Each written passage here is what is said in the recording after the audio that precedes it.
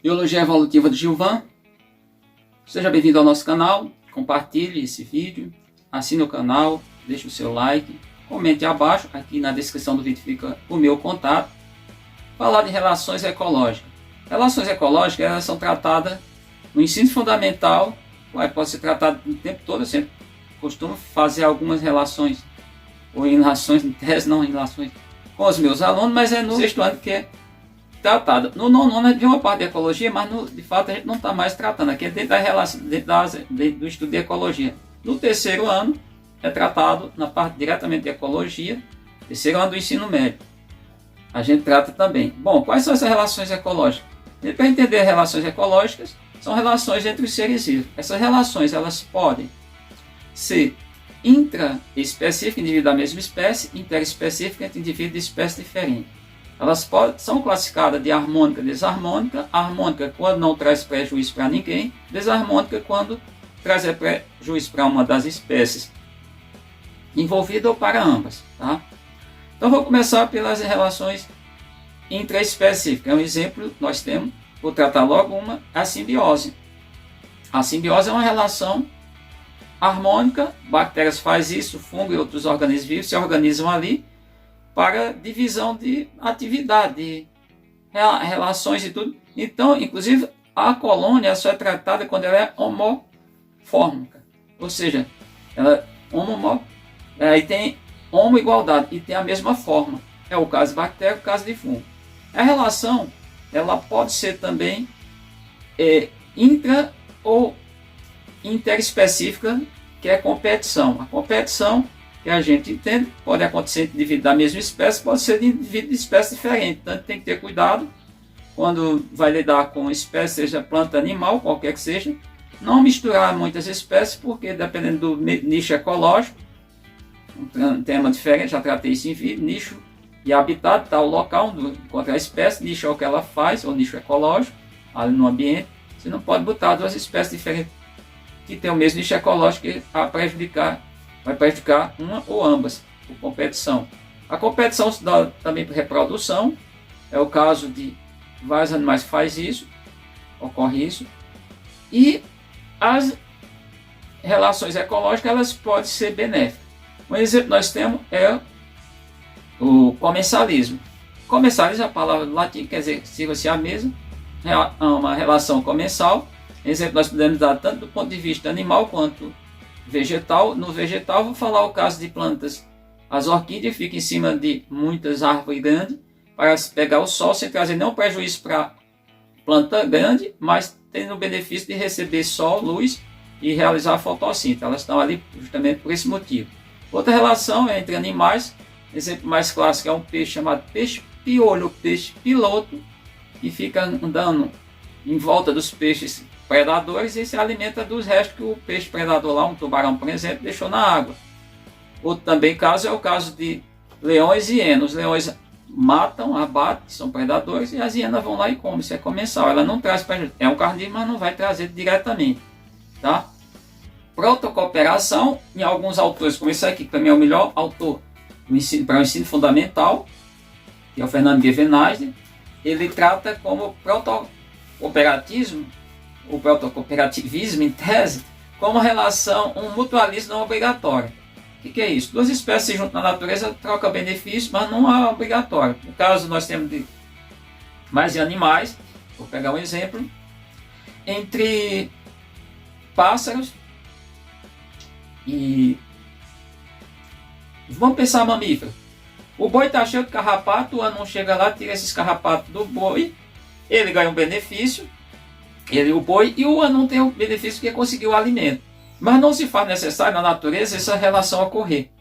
O boi vive lá com os carrapatos, que eu trato em outro momento, e o anão encontra o alimento na natureza. Tem um peixe, tem um pássaro chamado pássaro palito também que limpa os dentes dos jacarés.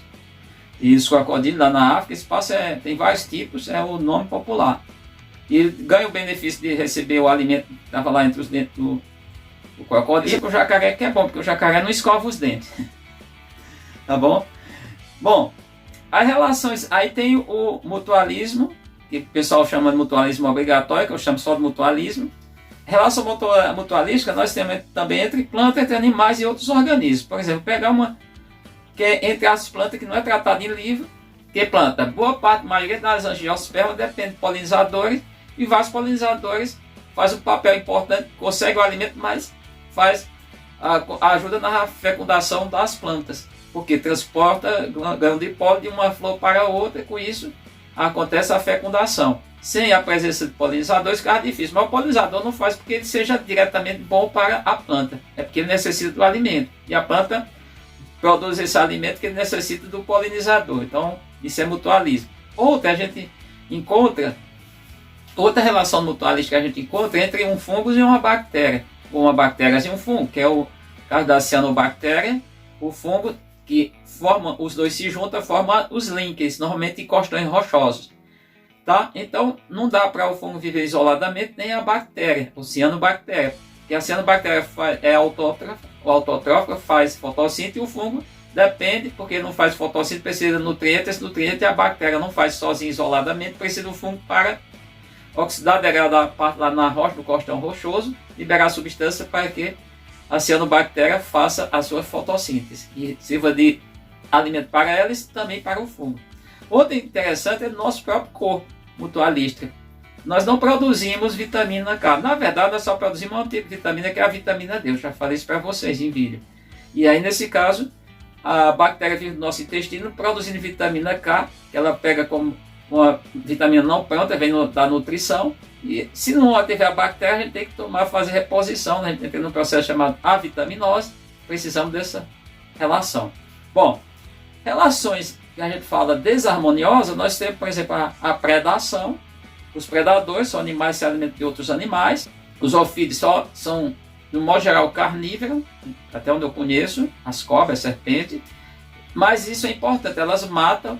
O caso também de coruja, que mata rato e outros bichos, são importantes.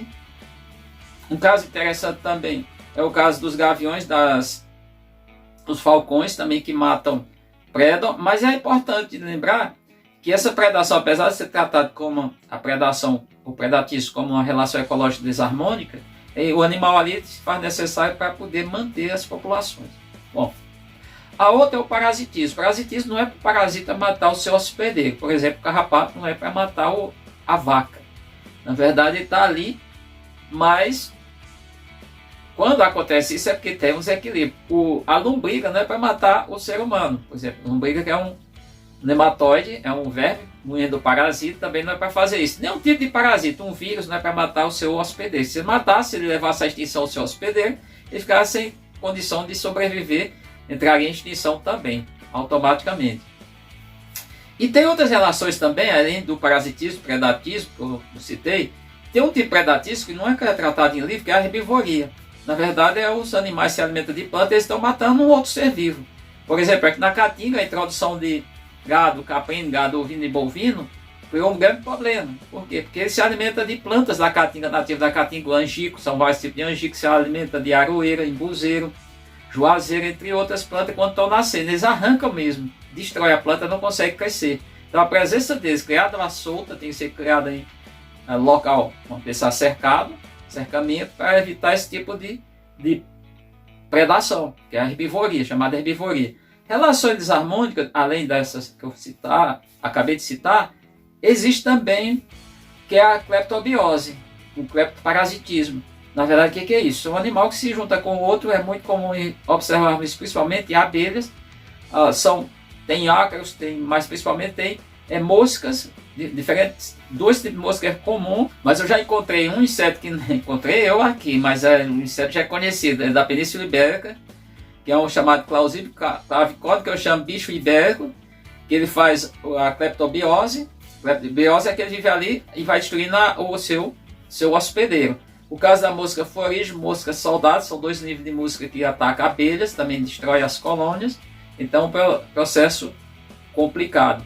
E tem o amensalismo, que pode ser visto entre micro-organismos, exemplo, os fungos, que não são nem tão micro-organismos, formam os bolores, e bactérias, matam bactérias. O exemplo mais emblemático foi o estudo de Alexander Fleming, no início do século XX, século passado, no qual ele encontrou um tipo de fungo, que é o penicilina notato, por isso recebi a penicilina, que é a primeira antibiótico descoberto chamado de penicilina. Mata bactéria, o fungo mata, é o tipo de fungo que mata bactérias. Ficou famoso esse caso mundialmente. Mas tem o caso do amensalismo praticado por plantas também. É o caso, por exemplo, de algumas plantas, tanto nativas, o angico faz isso, libera substância nas folhas, no sistema radicular, para matar e impedir o crescimento de outras plantas ali próximo. E nós temos o caso do eucalipto, que é trazido de fora, e o eucalipto faz esse processo. Então, o amensalismo é essa relação que existem diferentes tipos de organismos, e o eucalipto faz isso, libera substância. E tem outras plantas também, se for buscar, tem várias plantas que elas, em todos os ambientes, todos os ecossistemas, existem aquelas plantas que elas liberam substância, ou através das folhas, ou até às vezes através do ar, do caule, folhas, certo? Normalmente é folhas. E libera também através das raízes, principalmente para matar a planta, a outra espécie dali perto, próximo. Então, isso é uma relação harmônica. Só que, na verdade, essas relações aí tem que ter o cuidado. Só se você tiver uma monocultura. Na natureza, não há prejuízo significativo. Apesar das relações algumas se tratarem harmônicas, mas não há prejuízo. Então, sintetizando, as relações são intraespecíficas em indivíduo da mesma espécie, interespecíficas em indivíduo de espécie diferente.